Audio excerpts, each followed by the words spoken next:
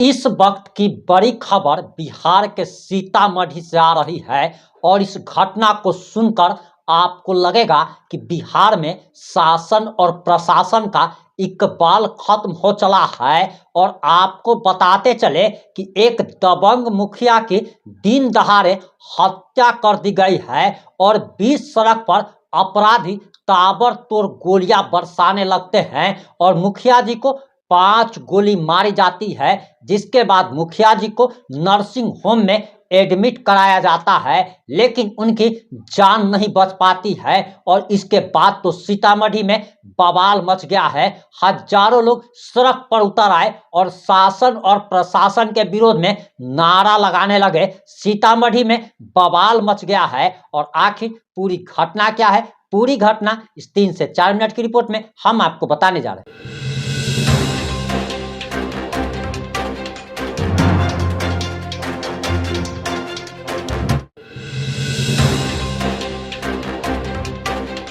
नमस्कार, मैं प्रिंस कुमार सिंह और आप देख रहे हैं पॉजिटिव इंडिया। इस वक्त की सबसे बड़ी खबर बिहार के सीतामढ़ी से आ रही है और बताया जा रहा कि मुन्ना मिश्रा अपने परिवार के साथ, अपनी पत्नी एवं बच्चियों के साथ अपने आवास पर अपने कार से लौट रहे थे। इसी बीच अपराधी उन्हें घेर लेते हैं। पहले पत्थरबाजी शुरू होती है और उनकी गाड़ियों के कांच के शीशे तोड़ दिए जाते हैं और उसके बाद मुखिया जी को 5 गोली मार दी जाती है। उनके बगल में बैठी उनकी पत्नी और उनके कुत्ते को और उनके बच्चे को अपराधी कुछ भी नहीं कहते हैं, बल्कि सिर्फ और सिर्फ मुखिया जी के शरीर में 5 गोली मार देते हैं। और इसके बाद तो बवाल मच गया है। और सबसे पहले आखिर पुलिस का जो बयान आया है, आप उसे सुनिए।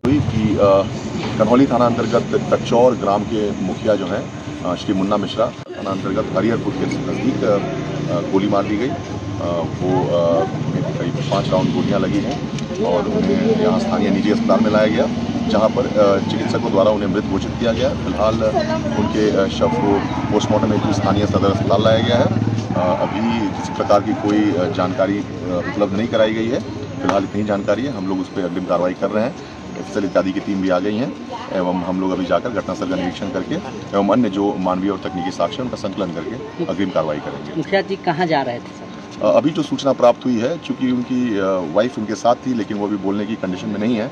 जो अभी अग्रिम सूचना आई है उसके अनुसार वो अपने गाँव कचौर से, उनका जो यहाँ सीतामढ़ी में निवास स्थल है, जो वहाँ आ रहे थे, उसी क्रम में ऐसा हुआ। आपने पुलिस का बयान सुन लिया होगा। अब मीडिया रिपोर्ट्स के अनुसार जो जानकारी आ रही है, जरा उसे भी जान लीजिए। दरअसल बताया जा रहा कि बिहार के सीतामढ़ी जिले में देर रात अज्ञात अपराधियों ने एक मुखिया को गोलियों से भून डाला है। इस वारदात को अंजाम देकर अपराधियों ने एक बार फिर से जिला पुलिस को खुलेआम चुनौती दे दी है। साथ ही लोग नीतीश कुमार की सरकार की विधि व्यवस्था पर भी सवाल उठाने लगे हैं। वहीं बताया जा रहा कि जानकारी मिलते ही मुखिया के परिजन और शुभचिंतक मौके पर पहुंच गए और देखते ही देखते हजारों लोगों की भीड़ जुट गई। परिजन उन्हें शहर के एक निजी नर्सिंग होम में भर्ती कराते हैं, जहां उन्हें मृत घोषित कर दिया जाता है। और आपको बताते चले कि ये मुन्ना मिश्रा को बताया जा रहा कि ये अपने इलाके के दबंग बताए जाते हैं और इनकी छवि रॉबिन हुड वाली थी। यह जनता के लिए अनंत सिंह की तरह ही 24 घंटे हाजिर रहते थे। ये अपने क्षेत्र में काफी लोकप्रिय भी थे और इनके बारे में कहा जाता है कि इनके दरवाजे से कोई भी खाली हाथ नहीं लौटता था और इसी के कारण इनके हजारों दुश्मन भी बन गए थे। वहीं बताया जा रहा कि मृतक मुन्ना मिश्रा जिले के कन्हौली थाना क्षेत्र के पंचायत के मुखिया थे। वह पत्नी और पुत्री के साथ कार से गांव से सीतामढ़ी शहर स्थित अपने आवास पर जा रहे थे। उनका आवास शहर के बसवरिया में है। उसी दौरान रात्रि के करीब 9 बज रहे थे। इसी दौरान रीगा थाना क्षेत्र के हरिहरपुर गांव के समीप अपराधियों ने उनकी कार पे अंधाधुंध फायरिंग की और बताया जा रहा कि सबसे पहले अपराधी इनकी कार पर पत्थरबाजी करते हैं और पत्थरबाजी होने के कारण कार का ड्राइवर गाड़ी को धीमे कर देता है और गाड़ी जैसी ही धीमी होती है वैसे ही अपराधी गाड़ी से उतरते हैं और बताया जा रहा कि अपराधी स्कॉर्पियो से आए थे और उसके बाद अपराधी लगातार गोलियां बरसाने लगते हैं और मुन्ना मिश्रा को मौके पर ही 5 गोली मार देते हैं। वहीं बताया जा रहा कि इस घटना में उनकी पत्नी और उनकी बच्ची, उनका कुत्ता बाल बाल बच गया है और उसे खरोच तक नहीं आई है।